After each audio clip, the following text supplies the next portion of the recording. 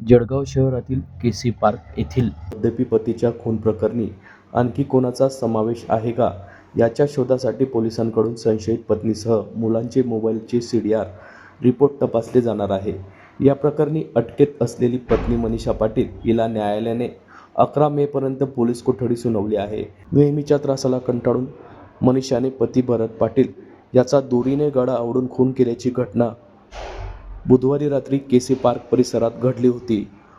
पती घर चालवण्यासाठी पैसे न देता भांडण व मारहाण करायचे, त्यामुळे मनीषा भरत पाटील हिने पती भरत पाटील याचा खून केला असून पलंगावर खाली पडण्याचा बनाव केला.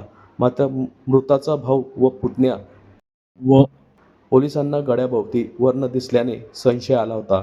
या प्रकरणी आधी अकस्मात मृत्यूची नोंद झाल्यानंतर तपासात खून झाल्याचे निष्पन्न झाल्याचे समोर आले होते. मनीषा पाटील हिला अटक करण्यात आली असून या प्रकरणी शहर पोलीस ठाण्यात गुन्हा दाखल करण्यात आला असून पोलीस निरीक्षक सागर शिंपी याबाबत अधिक तपास करीत आहे. या संदर्भातली माहिती 8 मे रोजी सकाळी 10 वाजता माध्यमांना प्राप्त झाली आहे.